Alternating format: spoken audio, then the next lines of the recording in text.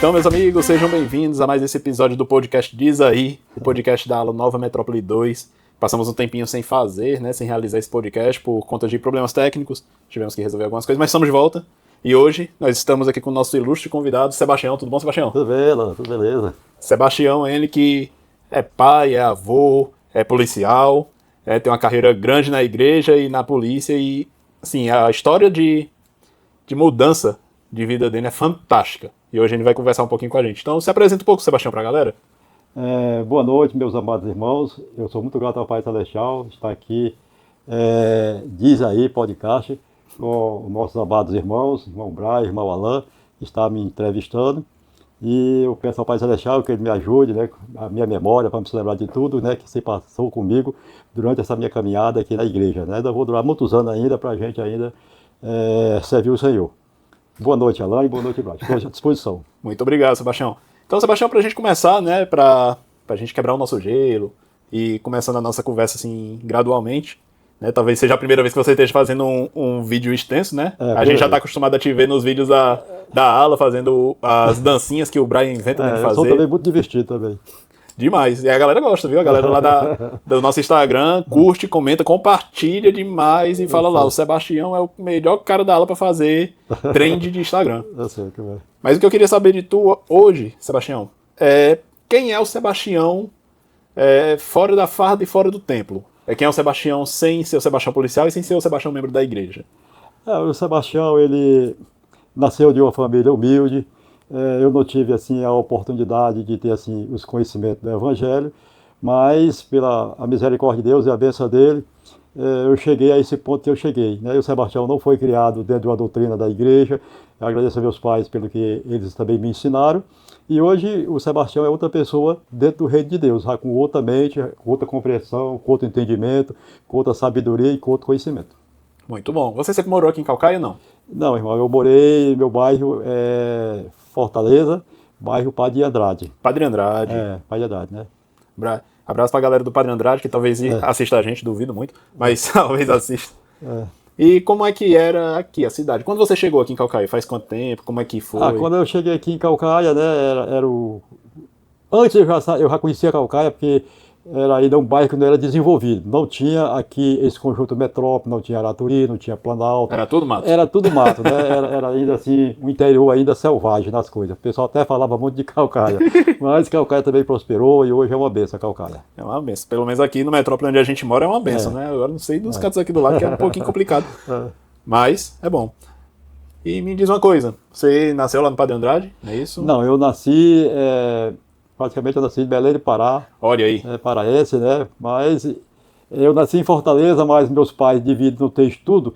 Eu nasci num lugar assim chamado Belém.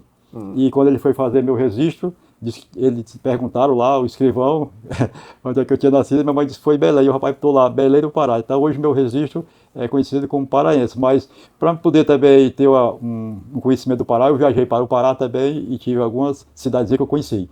Conheci Castanhal, conheci São Miguel, conheci Altamira, então eu conheci muitas coisas do Pará.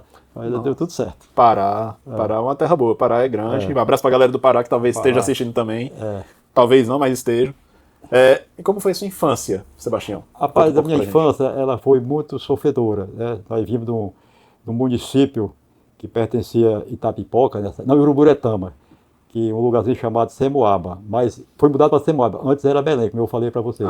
E eu tinha 4 anos, quando eu me lembro que a minha mãe houve uma seca, de 58, e eles resolveram vir para Fortaleza. Nós era muito pobre, não tinha nada, e nós realmente viemos migrar para cá. E aqui nós passamos por várias experiências, que se você quer que eu conte, eu posso Pode contar. Então, dentro dessas experiências, quando nós viemos aqui para Fortaleza, né, meus pais não tinham assim, até casa para morar, nós fomos morar até mesmo debaixo de um cajueiro. Mamãe era do interior, limpou aquela árvore, e ali ela fez ali uma habitação para nós ficar lá debaixo. E eu me lembro quando foi no mês de junho, houve sempre no período de quadrilha, houve uma chuva muito grande, nós ficamos tudo molhados. E naquele tempo, já isso é em 60, os pessoal arranjaram uma casinha para nós ir para lá. Era uma casinha de taipe, e quem estava dentro via até quem estava lá fora, porque as paredes tinha caído. Então nós fomos trabalhar para poder fechar essas paredes e passamos um bom tempo realmente nessa casa. Nossa. Então a sua infância foi bem puxada, né? Difícil. Bem difícil. Mas aí você cresceu, estudou. E aí nós fomos crescendo, a minha mãe também era uma mulher muito guerreira e ela conseguiu botar nós para estudar, né? Eu me lembro da nossa professora, da Nete, o nome dela, e ela era assim muito rígida naquele tempo, os professores eram muito rígidos mesmo, mas eles estavam certos, porque era a cultura daquele tempo de que o aluno tinha que estudar. Você pegou a época da palmatória? Eu alcançava da palmatória, do castigo ajoelhado, tudinho. Mas isso foi muito bom. Então nós tivemos essa oportunidade. O meu irmão mais velho, ele assumiu também um lugar tipo de pai também. Ele era muito batalhador. E a minha mãe fazia cocada, que hoje é conhecido como tijolim. E esse meu irmão ficou conhecido como Chico Tijolim. E aí ele ajudou a criar os outros irmãos mais pequenos, né? E assim nós fomos crescendo. Depois a família Deus foi abençoando. Esse meu irmão, que é conhecido como Chico Tijolim, conheceu um homem que morava em frente da gente. E ele, grandinho, ele ajudou aquele homem tinha uma vacaria e sempre já estava chegando leitezinho para a gente tomar. As coisas começaram a melhorar. E depois outro meu irmão, que era encostado dele, conheceu um rapaz que era machante e tal. Ele foi ajudando, já vinha também já Machante, que é machante? Machante é pessoa que trabalha com carne, corta, e aí naquele tempo ele vende o fígado, vende a buchada, vende ali a panelada, aquelas coisas assim, e ele já trazia lá para casa, então nós já, em termos de alimentação, nós já estava melhorando, né? Saiu debaixo do pé de cajueiro, já estava comendo até carne, né? Aí depois, o que acontece, né, meu pai, nesse tempo, era muito difícil o barbeiro. Hoje tem barbeiro que é chamado barbeiro unissex, mas naquele tempo era conhecido como barbeiro. Meu pai foi trabalhar perto lá do quartel da Polícia Militar aqui do Ceará, que hoje é Colégio da Polícia, aqui da Torre Bezerra, e ele cortava cabelo muito bem, e aí, nesse tempo ele cortou o cabelo de um padre que era diretor de um núcleo de menor, ou seja, aqueles meninos que eram pegados na rua, levavam para aquele núcleo, e naquele núcleo eles eram educados, estudar, ter uma profissão, e ali cuidavam daquele menino de rua. Então precisava de uma pessoa para cortar o cabelo dele. E esse padre, que era o diretor de lá, cortou o cabelo do meu pai, gostou, e empregou meu pai no Estado. Nesse tempo não tinha concurso não, meu pai entrou como funcionário do Estado, aí Deus foi abençoando, aí o meu pai se empregou. Aí depois ele disse, seu Manel, meu pai é Manel, é bom também a sua esposa também trabalhar para ajudar também na rendinha. E aí deu certo, minha mãe também se empregou como lavandeira. E aí foi dando certo, e depois nós já passamos a comprar um terrenozinho e fazer a nossa casa. Aí as coisas foi se ajeitando. Que lindo, cara. Que história fantástica, Sebastião. Muito, muito bom. Isso é até uma motivação para quem acha que nasceu pobre e vai morrer pobre. Né? Nasceu lascado, vai morrer lascado. A gente sabe que... A gente passou pelo assim, um deserto, né? Também. Deus fez isso com a gente e deu tudo certo. Muito bom. E aí você se profissionalizou e virou qual foi a primeira profissão? Aí eu fui crescendo, né? Crescendo, sempre com aquela vontade de crescer, porque eu via minha família levando chuva debaixo do pé de cajueiro, e eu ainda criança, eu dizia assim comigo mesmo, eu tenho muita fé em Deus que eu vou, sem ter ainda experiência, vou ter dinheiro no meu bolso e vou arrumar um emprego para ajeitar uma casa. Não é só uma não, eu queria mais casa, aquele negócio disso. Foi o meu pedido de criança, né? E graças a Deus, né, eu cresci. Aí quando eu tirei meus 17 para 18 anos, a gente é obrigado a se alistar no Exército, e eu me alistei, e o meu sonho era ser do Exército, sempre aquilo na minha mente. E aí eu me inscrevi, e depois eu fui fazer a seleção em 73. E lá eu fui aprovado, passei pelo exame médico, passei pela educação física, e aí eu fui servir o Exército 9 meses. Aí depois, como eu fui uma pessoa que tinha o desejo de fazer uma carreira lá no Exército, aí eu tive meus bons comportamentos, nunca peguei punição, sempre obedeci, aí eu engajei para fazer uma carreira no Exército.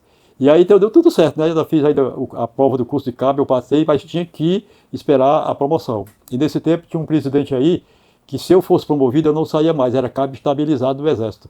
E aí já estava havendo um problema, e nesse caso eu não fui promovido, porque estava restringindo aquelas vagas para dar estabilidade. E aí eu também não fui perder tempo, né? Eu já estava com 4 anos, 7 meses do Exército, né? Esperando essa oportunidade. Aí foi o tempo que abriu um concurso na Polícia Militar, em 79, aí eu entrei. Fiz o concurso, passei, também fiz os exames físicos também. Passou de primeira? Passei de primeira, deu tudo certo, né? E aí, hoje eu sou um policial militar, já trabalhei 30 anos, servi na sociedade, né? E depois ainda trabalhei ainda mais por 18 anos no Batalhão de Patrimônio, quando a pessoa já fica velha na polícia, e aí a gente vai trabalhar. Mas tudo foi bom, experiência boa, e uma coisa que eu me admiro foi, parece que lá também temos um mandamento de disciplina, de hierarquia, e tudo isso eu obedeci, nunca peguei uma punição na Polícia Militar durante esses meus 30 anos que eu tirei, e mais 18 anos. E do Exército também do mesmo jeito. Sempre o meu comportamento cheguei ao nível de excelente. Exemplar, né? Sempre. Excelente. E me diz uma coisa, durante esse tempo que você serviu o Exército, que você serviu a Polícia Militar, né? Mais de 30 anos, mais de 40 anos, né? De serviço à Força Militar. Teve alguma experiência que te marcou? Experiência assim da polícia? Que, tipo, uma experiência que fortaleceu a sua fé, Olha, dentro da... existe uma coisa que a gente passa por muita experiência, né? Eu tinha sido promovido a cabo, e quando a gente é cabo, a gente passa a comandar uma viatura, né? Aí tá aí, cabo, agora você vai comandar uma viatura.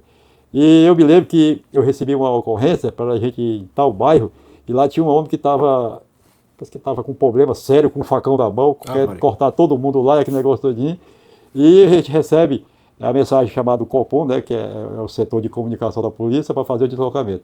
E naquele momento eu não tinha nem ainda a igreja, tudinho, mas a gente sabe que tem um pai lá em cima. E nesse período eu pedi a Deus que eu fosse resolver essa ocorrência, que desse tudo bem. E quando o homem viu a gente, não fez nada e foi entregar o facão e nós prendemos o homem sem nenhum problema, né? Olha aí.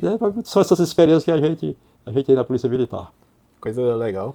E outras experiências também, passei pelo trânsito também, quando eu entrei também na Polícia Militar, a gente é novo, tem medo de entrar na polícia, e me mandaram eu para Canindé. Quando eu fui para Canindé fazer lá um policiamento, eu vi lá um homicídio lá, uma coisa lá, e eu fiquei com aquele medo que eu queria até sair da polícia, porque eu não queria ver aquela cena. Depois vi essa cena na estrada, tinha 3 numa virada, tudinho, e aí a gente vai se acostumando, e fim de conta eu abracei a profissão e cheguei no que eu cheguei. Muito bom, muito bom. Agora vamos pular um pouquinho do Sebastião policial, né? Sebastião militar, né? Pro Sebastião da igreja. Como é que foi a tua jornada até conhecer a igreja? Como é que você conheceu a igreja? Irmão, a minha jornada de conhecer a igreja, eu estava na minha companhia, no tempo da polícia, e eu nunca vi falar desse nome Mormon. Eu tinha um colega, que hoje ele é 70, que é o Calvi Bezerra. Nós trabalhávamos juntos, e um dia ele se batizou na igreja, e quando nós fomos ter uma atividade, que também tinha um futebolzinho, que a gente batia lá uma peladazinha na hora de folga, e só via negar chamando ele, Mormon, dá bola, Mormon, né? E eu fiquei naquela Mormon, que é isso? Eu nunca vi falar essas coisas. Mas passou, e aí depois desse tempo, eu fiz uma viagem para o Juazeiro, a gente passava 15 dias fora de casa, deixava a família, aí fui fazer essa viagem em Juazeiro, e lá em Juazeiro eu tive um sonho, como o Lei teve, assim, tipo assim, uma visão. Não assim, mas para mim, né? Não quero dizer para os outros, sei que a visão foi para mim. E nesse sonho que eu tive, eu pedi a Deus que me mostrasse uma igreja verdadeira. E quando foi de manhã, era 5 pessoas na guarnição, eu cheguei para o comandante e disse que não ia mais trabalhar naquele setor, de viajar, de fazer essas coisas. Eu ia agora me converter, procurar uma igreja para eu me filiar. E bom que quando esse sonho, eu me acordei 2 horas da manhã, eu pedi uma igreja verdadeira para poder se filiar. Eu coloquei no meu coração. E depois de 15 dias que eu chego, aí eu tive a oportunidade, no dia de sábado, de encontrar 2 missionários da Igreja de Jesus Cristo dos Últimos Dias. Mas eu não conhecia não. Eu olhei assim para ele, eu estava na parada do ônibus, ele estava ali esperando o ônibus, e eu fui até eles. Eu achei eles, camisinha branca, calça preta, sapato preto, plaquetinha, engravatado, e eu fui até eles. Rapaz, quem são vocês? E eles disseram, nós somos missionários da Igreja de Jesus Cristo dos Santos dos Últimos Dias. Isso em 86. E aí eu me interessei, pois eu quero ouvir o que vocês vão falar para mim. E aí ele foi assim, onde é que você mora? Eu disse, eu moro no Pará de Andrade. Aí ele disse assim, olha, nós trabalhamos por área. E aqui onde eu encontrei ele foi lá no Quintino Cunha. Não é nossa área. Mas naquele tempo, em 86, só tinha uma igreja na Aldeota, uma do Montese, que eu estou falando assim porque agora eu já estou conhecendo a igreja, e na Parquelândia. Mas as referências era muito difícil. Eu ainda tinha muito preconceito sobre a igreja. Era muito difícil. E aí, isso foi sábado, quando foi segunda-feira, eles fizeram lá uma divisão, que eu conheci o que eu falei com ele, rapaz moreninho, foi lá em casa, e aí ele me deu umas palestras, tudinho, e aí eu fui, naquele período de palestra, eu fui visitar a igreja lá, hoje é a ala de Parquelândia, que foi a minha primeira ala, e aí eles tiveram uma transferência, e nessa transferência, e aí parece que não passaram para outros, e aí pararam a minha entrevista. E aí passou, mas eles me deram um livro de Mormon. Aí eu fui trabalhar, nesse dia, quando eu cheguei, eu fui pegar aquele livro de Mormon para me ler. E quando eu li o livro de Mormon, eu senti assim, um espírito tão forte que eu fiquei assim, eu quero me batizar. E eu me levantei, fui na casa de uma senhora que era muito amiga da gente, e aí eu encontrei 2 missionários. Por coincidência, meu caminho na igreja parece que estava tudo traçado. Né? Era Helder Camargo. E aí ele foi, eu disse, eu quero me batizar. Cheguei para ele, eu quero me batizar. Aí eu disse, não, não é assim não. Onde é que você mora? Bora aqui. Aí pedi de novo o endereço, eu dei. E aí eles me deram as palestras, que eram 7 palestras. 7 palestras antes. E aí eu fui, aceitei o batismo. né? As palestras, bom que foi, eu precisava tudo numa igreja, né? Por exemplo, falava da família, falava até mesmo do templo, falava da autoridade do sacerdócio, a família pode ser eterna, e também dos batismos vicários, porque meu avô, ele foi um avô muito bom e ele já tinha falecido, e depois eu queria passar também, batizar ele também. Então aquela igreja que eu estava recebendo esse ensinamento, preencheu meu coração. Eu disse, é aqui mesmo que é o meu reino que eu vou ficar, me filiar. Muito. E quando foi de junho de 2022, de 86, aí eu desci as águas do batismo. Eu, a Erismar, né, e nós se batizamos, a família, na área de Parquelândia. Na aula de Parquelândia, sua primeira área. Tinha muitos membros já na aula de Parquelândia? A área de Parquelândia foi o ala-mãe da estaca Beira Rio, e dessa região toda aqui começou pela ala de Parquelândia. Como também no Montes também, era outro lá também, mas aqui em Parquelândia foi uma ala-mãe que ajudou essa região todinha. Tendo quando o presidente Antenor Silva Júnior, presidente Matias e presidente Miguel. Meus presidentes de destaque. E lembrar também do meu primeiro bispo, que foi o Bispo Nogueira. Bispo Nogueira. Saudoso Bispo Nogueira. Depois teve outros bispos também. Nessa época, como membro novo da igreja, quais foram as suas maiores dificuldades? Irmão, a dificuldade que a gente às vezes tem é de agora começar uma nova vida, ou seja, uma nova transição. Eu era aquele Sebastião que a gente, quando é lá de fora do mundo, a gente quer uma palavra de sabedoria e outras coisas que eu não quero dizer, fica você já sabe, mais ou menos. Mas aí a gente tem aí parece que a gente tem aquela saudade do mundo, mas a gente tem que entender que agora é outro mundo, um mundo de luz, que aquele mundo realmente era um mundo, então era essa dificuldade para a gente ficar firme. Naquele tempo tinha os mestres familiares, eles visitavam a gente, e ali a gente dava ali uma mensagem, aí ia falsificando a gente. E aí eu fui me fixando na igreja, né? Aí depois a gente recebe um chamado, e aí a gente vai trabalhando. Eu tive vários chamados lá na área de Parquelândia, né? Eu fui líder da obra missionária, eu fui do coro, né? Depois do coro. Lá mesmo em Parquelândia, nesse período, de onde vim para Calcaia, eu também tive experiência até de subir ligeiro. Depois eu fiz o meu selamento no dia 19 de julho de 88, quando eu voltei, aí tirei, vai entrar aqui agora, um pouco de Calcaia. Aí eu vim para cá, para Calcaia, tirei uma casa aqui, e dessa casa aqui, o presidente não me chamou para que eu fosse substituir um irmão que lá em Calcaia, o irmão João Alves Montenegro, que lá era o presidente do Rambo, e ele me chamou para ser o presidente do Rambo lá. E dificuldade, né, também, porque a gente tinha que sair daqui para ir para Calcaia, aquele negócio de, mas graças a Deus eu fiz o meu trabalho, fiz lá o rapaz que foi me substituir, que era o presidente Bosco. E depois o presidente colocou os olhos aqui no metrópole onde eu estava morando. E aí você virou um dos pioneiros da igreja de Calcaia. Também, né, fui presidente lá, né, trabalhei muito lá na época, fiz muita amizade. E depois o presidente me chamou e disse, irmão Sebastião, nós vamos, agora vai entrar um pouco aqui na metrópole, nós vamos agora abrir o ramo de metrópole. Então, esse ramo que ele abriu não era um ramo oficial, nem eu sabia. Então, ele chegou para mim, Sebastião, nós não temos dinheiro para alugar uma casa e você vai dar um jeito de encontrar um local para poder a gente se reunir. Irmão, acho que estava tudo traçado. Aí eu assim, recebi a missão e eu me ajoelhei, fiz a oração a Deus e saí procurando a lida comunitária. E essa lida comunitária se chamava Dona Erteneida Pontes. Eu fui na casa dela, estava deitado na sala, no apartamento, me apresentei para ela, dizendo que era membro da igreja. E falei das nossas dificuldades. Nós já tinha mais ou menos 16 pessoas aqui, já no metrópole, um grupozinho bom. E nesse tempo era difícil, não tinha esses 8 do metrópole, era só um pouco ônibusinho para poder resolver os problemas. E o pessoal não tinha, na época, condição de ir para outro canto, né? Nós tínhamos que arrumar um cantinho para ficar por aqui para começar.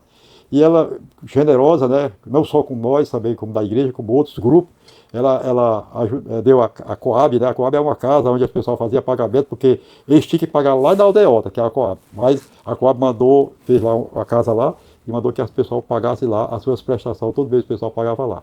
Então, nesse período, a Coab tinha lá uma sala lá muito grande, mas tinha uma recepção. Também nessa recepção tinha camburões de lixo, que o rapaz guardava lá, e tinha a sala lá que nós íamos reunir. Então nós tínhamos que ir para esse canto, e lá muita gente passava também. Aí nós lavamos o canto, e assim, aqui dá certo. E ali nós começamos o ramo. E o ramo floresceu muito ligeiro, tipo a vara de Arão, sabe? A vara cresceu, que depois nós tivemos que ir para uma casa, que na época se batizou o irmão Osterno. Osterno, com a irmã Elizabeth, a esposa dele, e a família dele. E o ramo foi crescendo, se batizou o irmão Geraldo, se batizou a irmã Evanete, o irmão Hélio também, se batizou a irmã Benedita, se batizou na época Rosângela, se batizou a Tatiana, que hoje é a esposa do Abílio, e tinha muita gente também, como a Roqueline, também fazia parte do ramo, a irmã dela, Jaqueline também.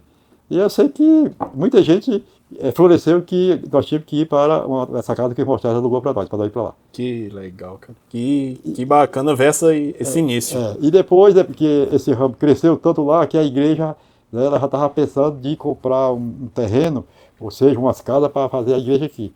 Só que nessa época, devido ter lá o Araturi, também tem o Araturi, que também nós frequentamos lá também para o Araturi, nós não tinha nada aqui de Ipacoab, nós atravessávamos o rio lá e a gente até molhava os sapatos. Não tinha aquela ponte ainda, né? Não tinha, né? Aí foi que depois fizeram a Avenida Ayrton Senna. E aí tinha aquele problema de área, tudinho. Aí o pessoal achava que na época nós tínhamos que frequentar a Araturia, porque a igreja, acho que aqui não precisava, né? Mas a igreja, o presidente batalhou muito, o presidente Tenor batalhou, e aí nós compramos esse terreno hoje, que aqui é a capela. Aqui de frente, hoje é a faculdade, era uma padaria. E esse terreno estava todo murado, tinha uns capim-elefante, e foi na época mesmo que o senhor achou que aqui realmente era o lugar que ele ia colocar a igreja dele. E aí a igreja comprou e hoje é essa capela. Muito bom, muito bom. Nesse tempo de construção de ramo, que o senhor foi presidente de ramo lá, veio para cá, liderou o ramo aqui, até a construção dessa capela, teve alguma experiência que foi marcante para você? Olha, irmão, a experiência desse tempo, quando o irmão Orcelo alugou a casa, eu já tinha agora me desobrigado. Então aqui já passou para outra. Mas a experiência que a gente tem é de ver as famílias ficar firme e forte. E famílias que se destacaram, essas que eu falei para você, no caso até mesmo do irmão Hélito, da irmã Ivanete, do irmão Ostedo, a família dele, a irmã Jaqueline e outros irmãos. Isso aí foi as experiências que até eu cuidava desse pessoal.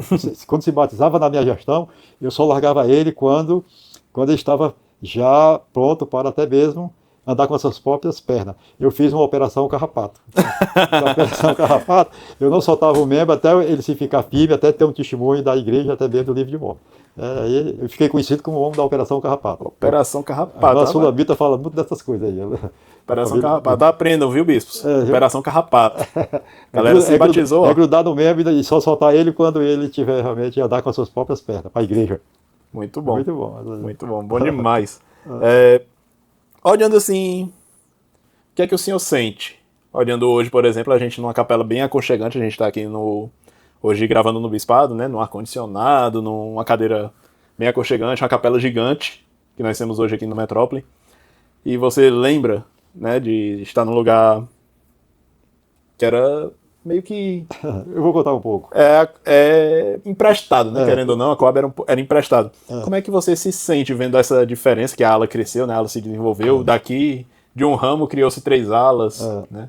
Irmão, a fé em Deus, sem fé é impossível agradar a Deus. Então nós tínhamos fé que nós ia ter a nossa capela.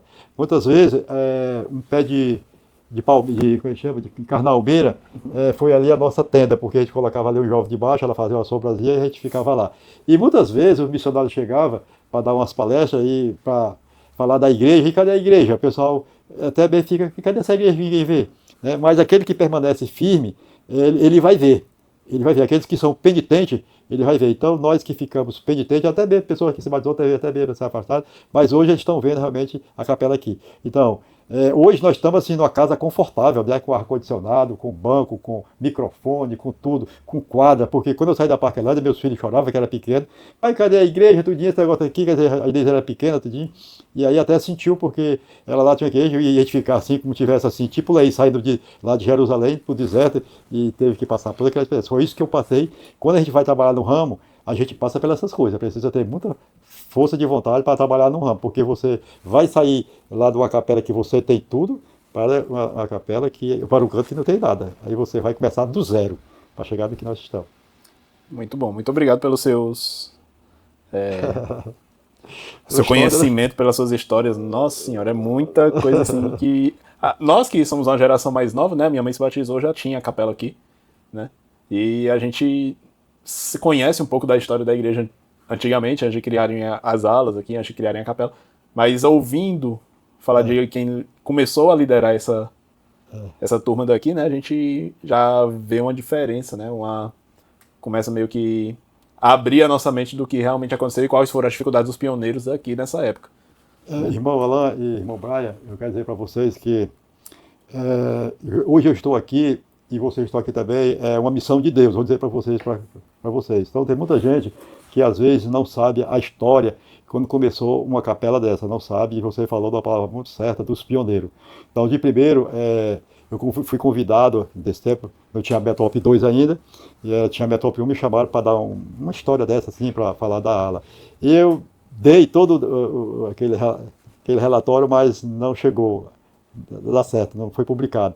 E como Deus é tão bom, Deus é tão bom que hoje, né, fazendo esse diz aí, podcast, né, todo dia para ficar conhecido, para poder do Instagram, e muitas pessoas, né, vão ver como começou a nova Metop, tudinho, e hoje está dando tudo certo, quer dizer, tudo é a mão de Deus, que vocês estão fazendo esse trabalho para poder ter esse conhecimento, essas coisas tudinho, desse pioneirismo que começou, não só do irmão Sebastião, como do irmão Elton, do irmão Evanete, e outras pessoas tudinho que passaram por aqui.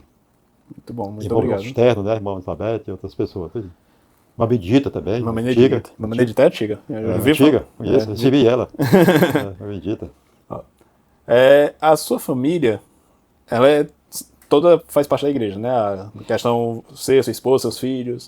Quando eu me batizei, né, eu me batizei, mas depois a Inês, aí veio o Daniel, aí eu criei minha família toda dentro dos princípios do Evangelho, até hoje estão firmes comigo. Então, hoje, estão tudo na igreja, o Daniel fez missão, a Inês não fez missão, mas casou com um membro da igreja, e eu, como pai, eu fico feliz que hoje minha filha é selada do tempo, eu fiz aquela obrigação com o presidente que falou. O mais importante é ver seus filhos tudo selado do tempo. Meu filho é selado do tempo, com a esposa dele, fez missão, é isso aí. E o que o Evangelho significou para você e para sua família, dentro do seu lar? Irmão, eu vou dizer para você o que é o Evangelho. Deus diz que quando a gente guarda os mandamentos, ele prospera, ele faz a gente prosperar. Eu mesmo empregado, eu não tinha uma visão ainda das coisas, então eu era muito ligado à palavra, de quebrar a palavra de sabedoria. Então eu só deixava minha família passar fome, mas eu não tinha assim um progresso, não tinha assim uma visão. Depois que eu batizei na igreja, Deus abriu os meus olhos, a minha mente, aí eu já começou a me expandir, a minha melhora. Então eu comecei, Deus me abençoou com uma casa aqui na metrópole, Deus depois me abençoou com transporte, então Deus me abençoou até com saúde, porque devido à palavra de sabedoria, eu até cheguei a uma idade de 71 anos, tudinho, mesmo trabalhando na polícia, passando a noite acordado e outras coisas, trabalhando no rei, tudinho, ainda estou com saúde, ainda faço muita coisa ainda, trabalho verdade. ainda. De vez em quando eu vejo o senhor saindo para fazer caminhada até. Ainda faço caminhada, ainda faço muita coisa ainda, trabalho ainda. Uma vez eu tava saindo, eu vi o senhor fazendo caminhada, eu falei, rapaz, eu tenho que criar muita vergonha na cara, porque o Sebastião com mais de 70 anos fazendo caminhada, corrida dentro, e eu... Já tenho as mãos calejadas de trabalhar Olha aí. Mão calejada, tá aqui. Olha lá, aí, ó, mão calejada, aqui o sinal, que eu trabalho na enxada ainda lá no terreninho, que Deus me abençoou também, tem uma casinha no interior, que é o meu sítiozinho lá, que eu fico lá, muito bom. Bom, muito bom. Foi prosperidade de Deus. E se você tivesse que dar um conselho, você como um pai, né, como um patriarca, se você tivesse que dar um conselho para os pais de hoje, qual seria? Olha, o conselho que eu dou para os pais de hoje é que, primeiramente, ele tem que ensinar seus filhos. Lá no livro de Provérbios, ensina a criança o caminho que deve seguir, ele não se afastar. Né? Então, e depois, isso lá no livro de Provérbios. E lá, no livro Doutrina e Convênio, 68, 25, o Senhor diz também que nós, como pai, devemos ensinar o Evangelho aos filhos, porque se não ensinar, o pecado cai sobre nossa cabeça. Então, o que acontece? Isso já no Velho Testamento, no livro de Deuteronômio, o Senhor falou que os pais têm que ter toda a obrigação de ensinar os filhos. Né? Então, com esses conhecimentos que a gente tem, que as famílias podem ser eternas, tudinho, e temos aí os ensinamentos do tempo, o conselho que eu dou para o pai, no meu caso, eu peguei meus filhos e segurei na mão deles, e trazer para a igreja. E aqui eles receberam os ensinamentos, e os ensinamentos também da minha instrução e da minha esposa, a minha família, e hoje estamos aqui, perseverando firme e forte no Evangelho, segurando a barra de fé, como diz o profeta Leí. Muito bom. E assim eu passei para meus filhos. Muito bom. Agora vamos sair um pouco do âmbito de família, vamos falar sobre um tipo de serviço que eu gosto muito, né? Eu gosto bastante, e o senhor também gosta bastante, que é o serviço no templo. Irmão, como eu falei aqui no começo, né, eu quero me lembrar do tempo dos meus avós, né, que eles eram muito bons para mim, eu não me esqueço dos meus avós, e quando eu me batizei, que eu recebi o sacerdócio, que tinha essas ordenanças também pelos meus antepassados, e aí eu me interessei muito, aí batizei meus avós, batizei, o que eu pude batizar, eu estou batizando. fiz um trabalho muito bom da genealogia da minha família. E para completar também, apareceu também, nesse tempo, eu trabalhei até na Estaca, lá, Estaca Oeste, tinha umas máquinas muito antigas, a gente botava assim um microfilme, para a gente extrair aquele nome, mas foi muito bom também, a gente fez lá um bom trabalho. Mas agora que a coisa está mais moderna, hoje já tem já o participe, a indexação, tudo tem seu tempo. E hoje, através do Coro, deram para nós fazer uma participe, já estou movimento com 62 mil já na parte de participe. Eu gosto muito da obra. E o templo, eu tinha muita vontade também de ser um oficiante do templo, trabalhar no templo, tudinho, vestir aquela roupa branca, tudinho. E aí eu consegui, né? Graças a Deus eu consegui, trabalhei e hoje eu trabalho com bom amor na casa do Pai Celestial. Santidade ao Senhor, na casa do Senhor. Servir no templo é muito bom, né? Todo sábado a gente está lá. Eu gosto. Como oficiante e experiências gigantes, né? E eu queria ouvir do senhor uma experiência que o senhor teve no templo que lhe marcou. No templo? No templo. Não precisa ser só como oficiante, pode ser em toda a sua vida de... Irmão, a experiência que a gente do templo, que eu tenho, é muito importante também a investidura que a gente precisa da investidura. Mas tem uma coisa também muito especial que é a sala do selamento. Eu me lembro que quando eu estava no templo, selando lá em São Paulo, que eu fui selado em São Paulo, no templo de São Paulo, e os nossos filhos, eu assisti a reunião com eles lá de investidura, depois nós fomos para a sala de selamento, e eu pensava que meus filhos ficavam na recepção. E depois, quando eu estou aqui com a minha esposa lá, chega meus filhos todos de branquinho, e ali foi para mim uma coisa muito maravilhosa. E ali nós fizemos o selamento de família. Ali marcou tudo. E até um filho meu também que nasceu, só teve 2 dias de vida também, foi selado também a mim. Foi uma experiência muito boa. A sala do selamento. Até hoje, quando eu vou para o templo, eu gosto muito de ficar na sala do selamento, que é ali onde é a família. Perfeito, sala do selamento. Essa sala, para mim, é uma das salas mais importantes também do templo. Muito bonita. E o que o templo representa para você, pessoalmente, para o Sebastião? Irmão, o templo para mim representa tudo. Hoje, quando eu leio as escrituras, eu gosto muito de ler as palavras do rei Davi. O rei Davi, ele falava muito do templo e da arca do Senhor. Ele disse que não dormia de noite enquanto não encontrasse um local para a casa do Senhor e a arca também. Então, para mim, o templo representa tudo, porque lá é onde está todos os ensinamentos que a gente recebe, os sinais, os símbolos, sacerdote, Arão, Melquisedeque, essas coisas tudinho, para a gente poder estar na presença de Deus. Então, o templo para mim é a casa do Senhor, a casa do meu pai. E ali é a minha alegria, né? Principalmente o presidente Nelson falou que agora nós temos que dar mais ênfase sempre ir ao templo, né? E aí eu tomo o conselho do meu profeta que o Senhor levou, e agora é só botar em prática. Perfeito, perfeito. Então, Sebastião, nós estamos chegando no final da nossa... rapaz, já tem tanta coisa. Passa rápido, né? Passa rápido demais. Passa rápido demais, rapaz. E, pra gente encerrar, eu vou fazer algumas últimas perguntinhas aqui. Como sempre, não tenha pressa de falar, certo? Pode falar o quanto você quiser, não tem problema. Mas essas perguntas vão ser umas perguntas mais reflexivas, tanto para você quanto para quem vai estar assistindo. Tá certo. Certo? E a primeira pergunta é, quando você olha para trás, né, de tudo que você já viveu, né, como patriarca, família, né, desde a sua infância, como policial, como membro da igreja, como oficiante no templo, o que mais te dá orgulho? Irmão, o que dá orgulho, eu agradeço a obra missionária, porque a obra missionária, aqueles missionários são anjos, né, Salvador, né, que o Senhor manda caçar os eleitos do Senhor. E foi através dele que aquele homem velho foi sepultado da água do batismo e saiu outro Sebastião novo, né, para ser um homem transformado, santo, né, que eu não sou ainda perfeito não, né, mas eu estou procurando a minha perfeição e a minha santificação. Muito bom. E se você pudesse deixar um conselho agora para os jovens, não para... Qual conselho o senhor daria para os jovens que estão começando a trilhar o caminho do Evangelho? Olha, o jovem muitas vezes ele é uma pessoa que não tem ainda assim uma segurança. Entende? Porque ele ainda é um jovem ainda assim meio ainda inexperiente. Mas quando o jovem ele é criado numa família que tem uma base, eles estão mais fixos. Mas às vezes o jovem ele precisa de muito aí depois do conselho da sua liderança. Então 4 coisas que eu queria ensinar para o jovem. Até no livro de Provérbios tem que o princípio da sabedoria é ter o temor de Deus. Então eu digo isso para o jovem, que ele tenha temor de Deus para que ele não possa fazer besteira, né? Ele tem que, dentro desse temor de Deus, ele fazer uma missão, desse temor de Deus, ele, quando voltar da missão, casar e aquelas coisas tudinho. Mas eu quero ensinar 4 coisas que eu aprendi dentro das Escrituras através dos sábios. Né? Primeiramente, adquire sabedoria, jovem, busca o Senhor para tu ter entendimento, jovem, tu pede ao Senhor inteligência, jovem, através dessas coisas, tu vai adquirir conhecimento. né? E dentro dessas 4 coisas, tu tem que aprender 3 coisas. Guardar os mandamentos de Deus. Os mandamentos, o estatuto, o juízo e os convênios que é ensinado. Então, se ele obedecer todas essas coisas, tudinho, ele vai ter sucesso, e muito sucesso. Né? Então, é esse conselho que eu dou através das escrituras.